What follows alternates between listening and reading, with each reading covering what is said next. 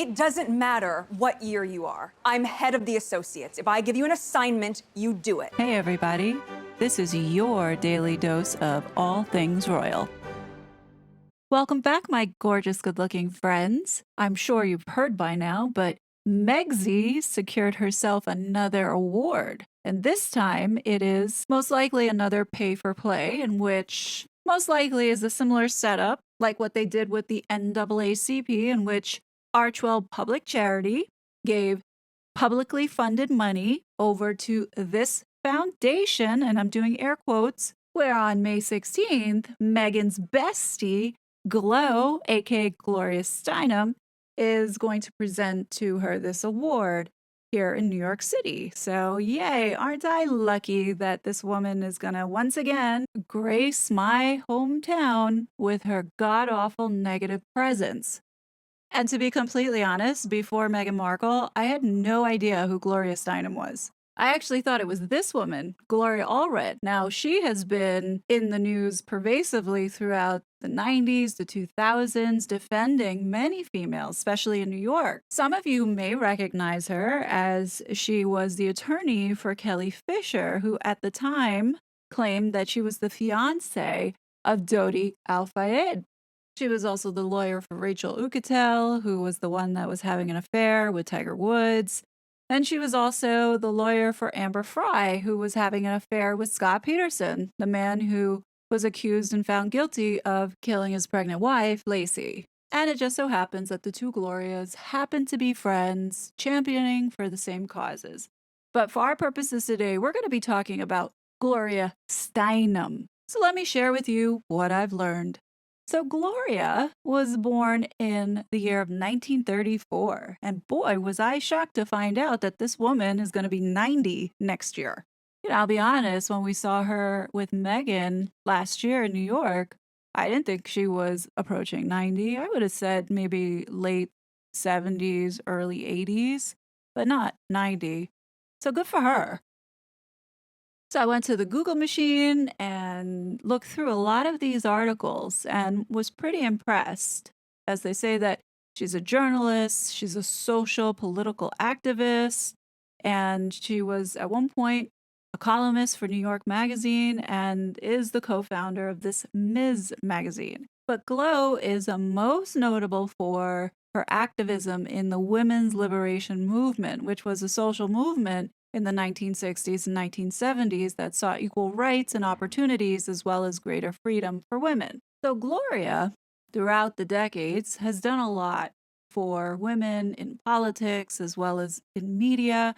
So like in 1971, she co-founded the National Women's Political Caucus, which provides training and support for women who seek elected and appointed offices in government. She also, in the 90s, helped establish the Take Our Daughters to Work Day, an occasion for young girls to learn about future career opportunities. And then in 2005, Steinem, Jane Fonda, Robin Morgan, they co-founded the Women's Media Center, which was an organization that works to make women visible and powerful in the media. From a historical perspective, she is looked at as the second generation of feminism. So the first generation was the suffrage, and then we had now the 60s revolution, which was the peace, love, happiness, make love, not war type era. So political activism and social justice was rampant as we had civil rights leaders like Martin Luther King speaking up and fighting for Black rights. You had women fighting for their rights.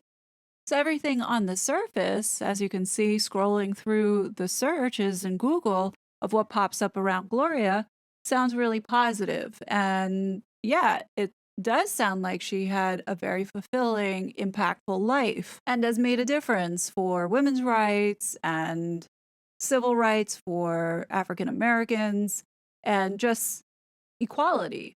At least this is what I'm seeing on the surface. So the next question I always ask with any relationship that Meghan and Harry develop is, what's in it for them?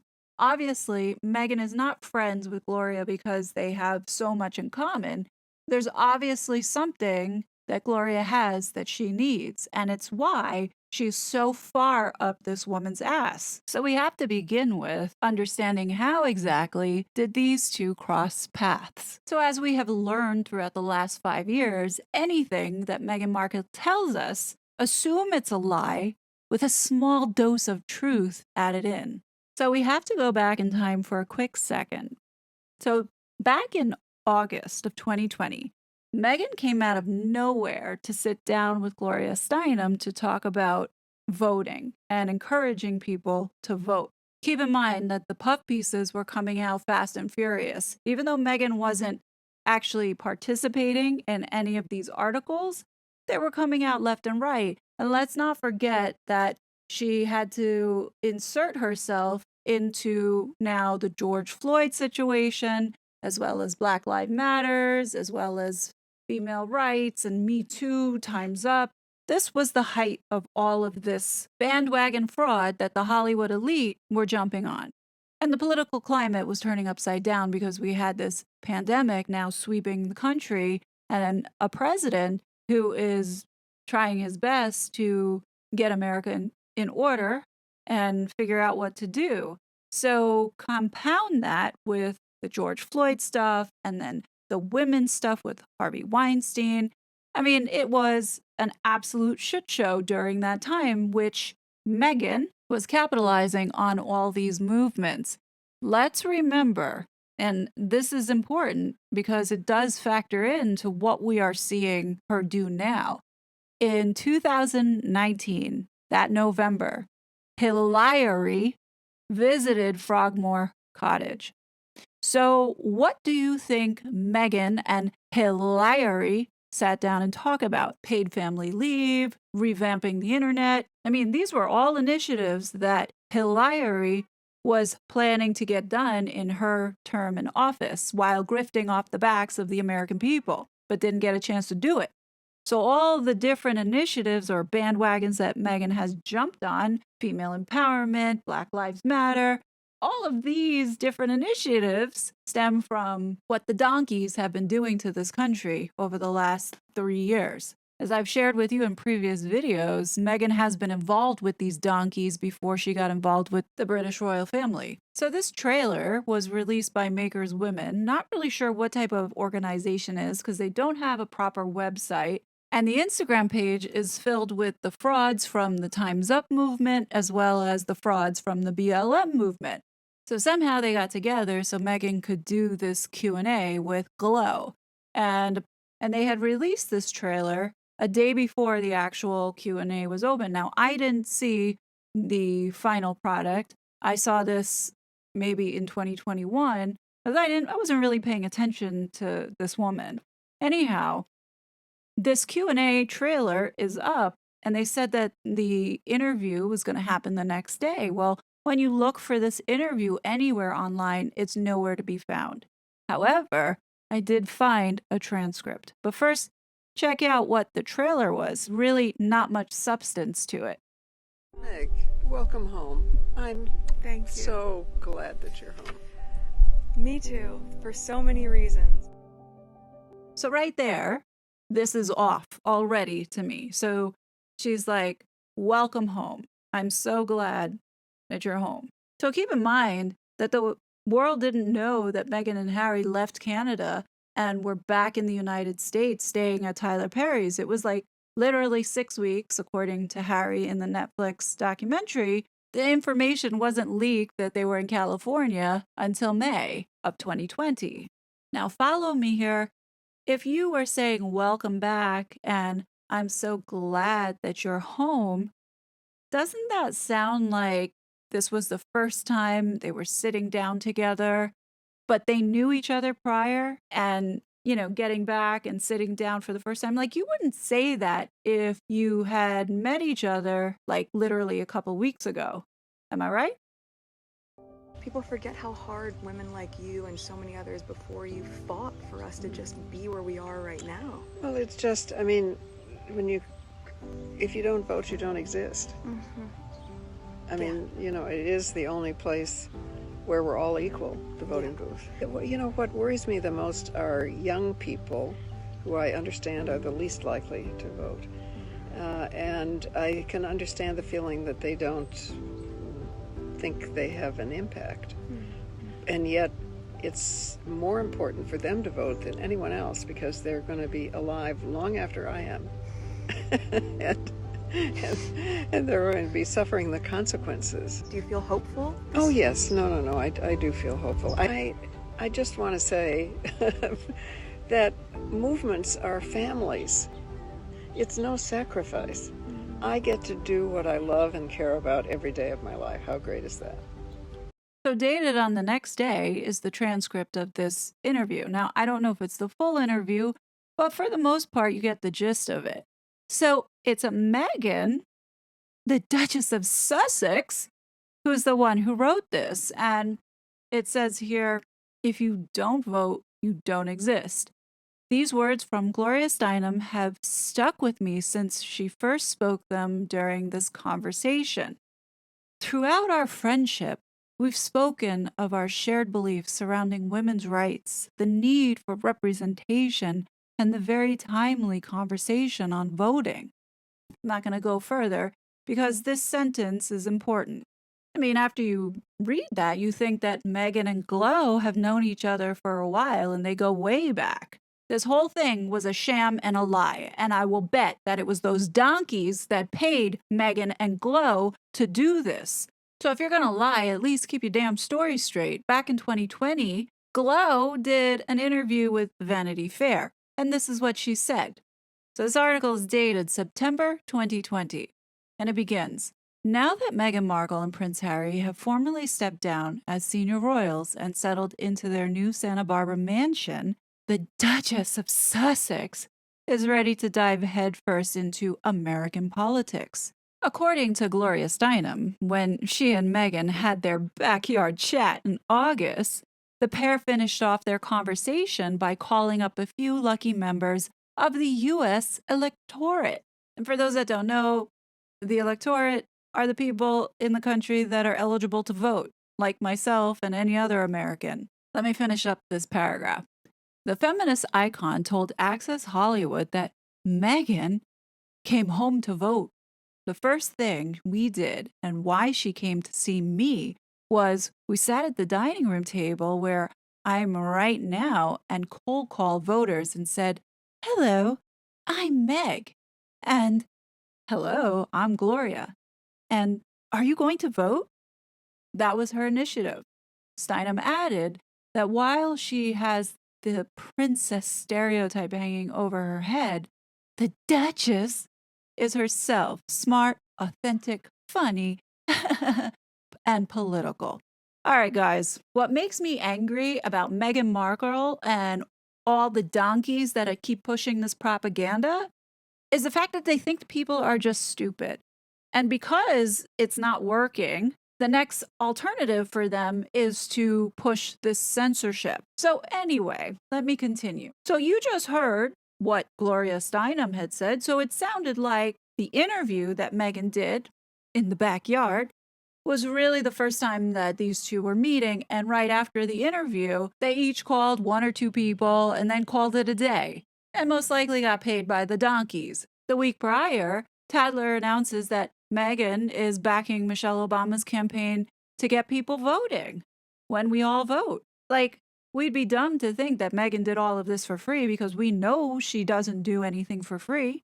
So fast forward now to April 2023, and Meghan is being honored with this bullshit award.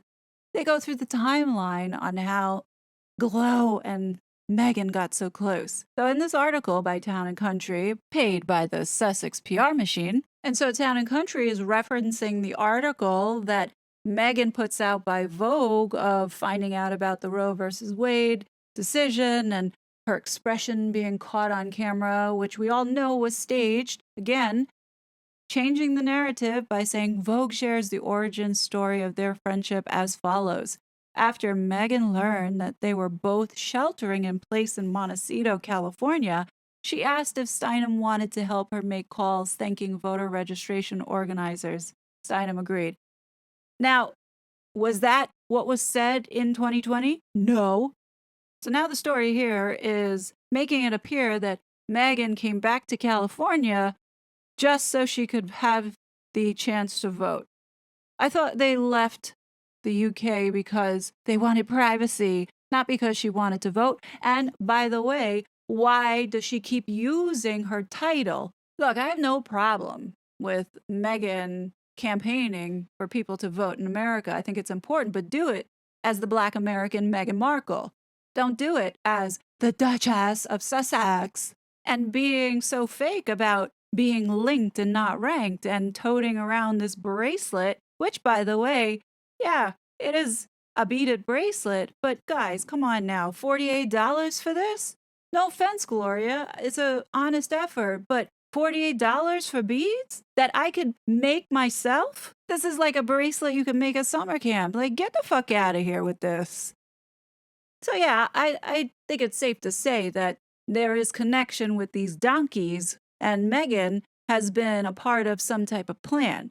Now, we go back to the question, why would Meghan be so far up Gloria Steinem's ass? Well, and I got to think about Gloria's connections. And even though in my research on the Google machine, as you can see superficially, there was no mention of Gloria's involvement with certain political entities, as I should say. And I went ahead and did some extra digging, which, hey, that's why you come to this channel, right? Because I work for it. Anyhow, so I've heard about these rumors of her being a part of this Chia organization. And for the most part, the information that I've found by various journalists and articles, to be honest, I can't trust it. Just because we have been so duped with media and lied to, that I figured I'd go to the source itself and did some digging within the declassified database that's available to all Americans. So the first declassified file that I opened was from May 10, 1975. And this article was approved for release in 2004, explaining, with all the wild charges about the Chia agency, it is understandable why feminist leader Gloria Steinem is a little touchy about her involvement with and defense of the Chia entity over a decade ago. As she puts it, in some pretty loose talk herself, I don't think it's funny to be lumped with murderers, and if the press is even half right, that is what this group of governmental people are. But as the saying goes, methinks Miss Steinem doth protest too much. In a recent column quoting her on Equal Rights Amendment, I referred in passing to Miss Steinem as a former Chia collaborator. Angered by this, Miss Steinem called me, denied any relation with the Chia, and very nicely threatened me with a lawsuit if I did not delete the allusion. Since she came on pretty strong and had caught me downtown away from my backup source material, I complied and eliminated the reference. But after studying the evidence, having talked to one of the reporters who originally wrote the news story detailing her relationship with the Chia, and having talked with her at length about the subject, I'm convinced that what I originally wrote was fair comment. The source for my reference was a February 18, 1967 story in the Washington Post by Robert Kaiser, reporting Miss Steinem as acknowledging that she had worked closely with the Chia to organize groups of American youth to attend World Youth Festivals in Vienna and Helsinki in 1969 and not really sure what that's, or 62, and 1962. So I stopped reading this article for a minute and went to search for the article that this guy was referencing from 1967 to understand exactly what the context was. And so I found it, and this is it. And it essentially said pretty much the same thing in what the other article had stated. So I put this to the side and kept searching in the database until I came up with this. So this was actually a news release that was sent out by CBS News in New York. And the topic was former Chia Chief Alan Dulles, Barry Goldwater, Senators Morse, McCarthy give views on the In the Pay of the Chia, an American dilemma that was scheduled to air on March 13, 1967. And according to this was a broadcast presenting people involved in revealed secret payments by the Chia through legitimate foundations to student, labor, broadcast, and other organizations. The implications to the American way of life of the secret funding will be discussed by all participants in the broadcast. Telling their own stories on the In the Pay of the Chia, an American dilemma, will be Gloria Steinem, who headed the Independent Research Service and admitted taking secret Chia funds to pay for American students attending Soviet-sponsored youth festivals. Yeah, said it there. So what I did was I stopped and I said, okay, I need to see the broadcast to hear it from the horse's mouth to fully understand what her involvement was. And that's what I did. So combing through the National Archives, I was in luck and I found the CBS broadcast. These individuals were intimately connected with organizations now known to have been in the pay of the United States Central Intelligence Agency. If I had been properly inquisitorial, I would have said, well, is it possible they're doing it to us? But it literally never occurred to me that they would do it. I thought it would be against their own interest and very much against the interest of what we were doing. Two student leaders. But I think the compromise here was minimal, and it was clear to me at the time that it could not be done without government money. If I had to do it over again, I believe I would do exactly the same thing. The 7th World Youth Festival was anything but an unqualified success for its Soviet sponsors. They ran a calculated risk in holding it outside their own area of control, and the risk did not pay off well. The festival met challenge for the first time, and the communists did not know how to deal with that novel experience. It did not strike either the resonant sounding board in the free world that the communists hoped. Instead, the festival ran smack up against indifference. The anti-communist opponents of the festival were not altogether successful either. They raised the challenge, but their own program was small and scattershot. Against massive Soviet organization, their own disorganized half-effort was not enough. But this was their first try, and it did demonstrate very clearly that if the West went all out, it could effectively take over the World Youth Festival anytime it comes out of Russia's area of control. The person most responsible for that first partial scatter-shot Western success at the Vienna Festival was a young student leader named Gloria Steinem. Her independent research service helped bring those freewheeling young Americans to Vienna. Now Miss Steinem reveals that her work at Vienna and later at the Helsinki Youth Festival of 1962 was secretly paid for by the Central Intelligence Agency.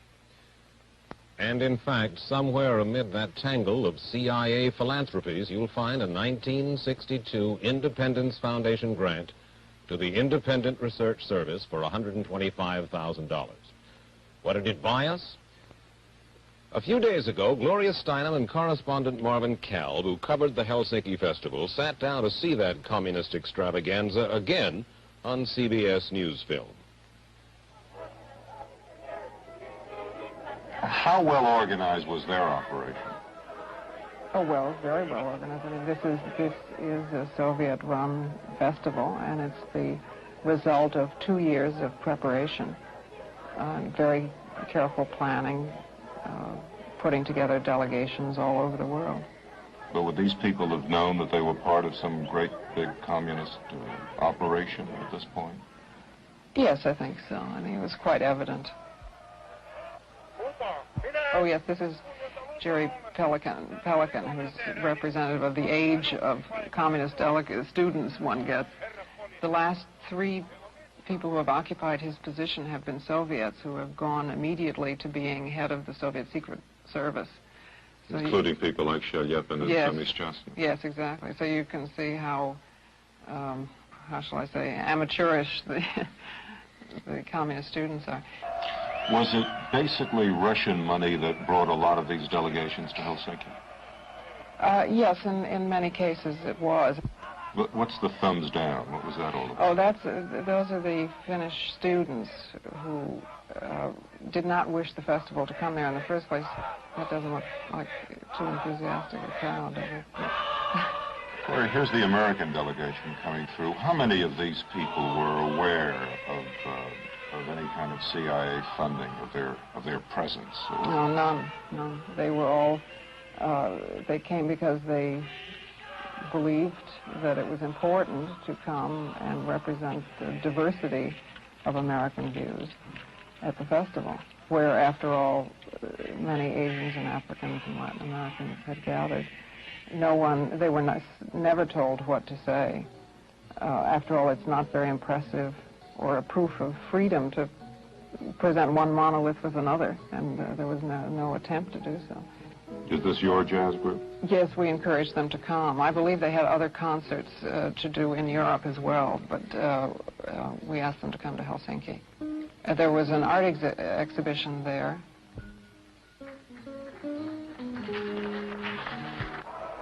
What is happening here? This happened 2 or 3 nights in a row at the beginning of the Yeah, I think, as I remember, it was 4 nights altogether before it was finally quelled. The Finnish young people were so drastically against the festival that they did something which I thought was unwise, which is to demonstrate violently against it.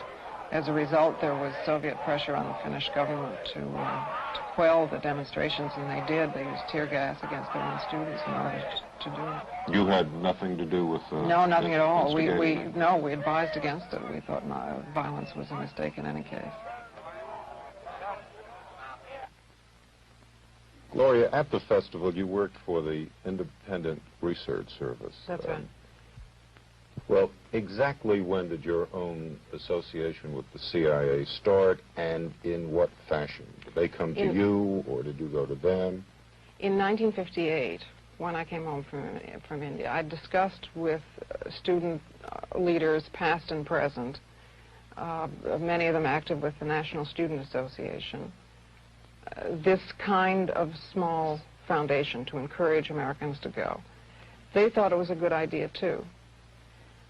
I was then told by foundations and professors and friends that I should not do this, that I would get in trouble with the House Un-American Activities Committee, the American Legion, all of those 50s people. And I became convinced that it was impossible. It was at that point that the student leaders said to me that they had in the past received funds for international programs from the CIA, and that they felt that this was important and could also be partly funded by the CIA. Well, I mean, did you feel that you really tried? I mean, did you go around to all of the wealthy private foundations, wealthy private people, and explain your point of view, and explain why you felt it was important that the United States be represented at these things in a certain way? What did they tell you?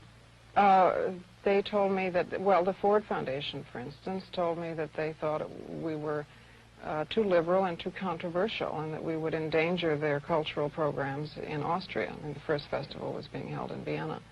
It was not encouraging at all. And the private individuals to whom I went often had particular points of view to put forward, which would have been much, much more restricting than the CIA funds were, which were free. I mean, no one was told what to say.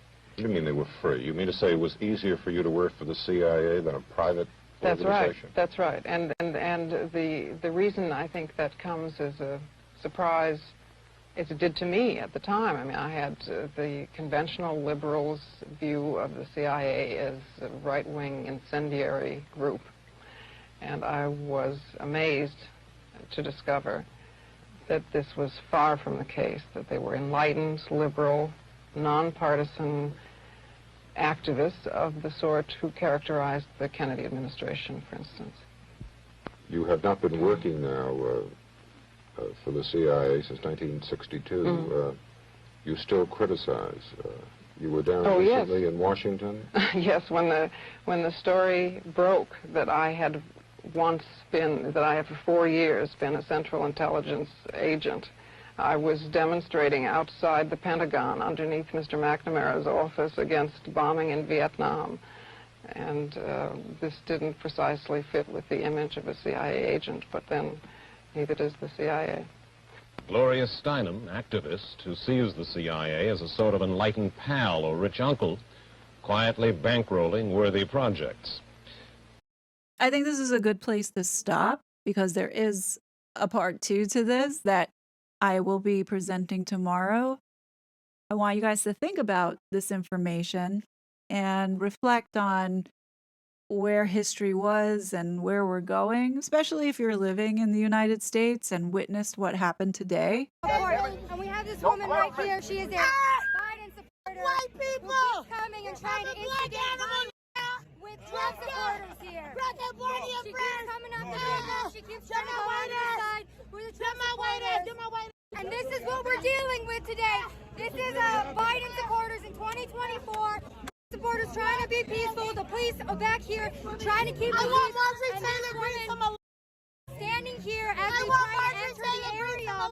So welcome to New York City, Indictment Day 2023, baby. Just another typical day in New York City. I think we are in some very interesting times that does have a little bit of concern as I'm watching this all unfold. But what do you guys think? Please share your thoughts below. As always, I will be back with more content, but until then, please be safe, and I'll talk to you later. Bye. That was such a fraud.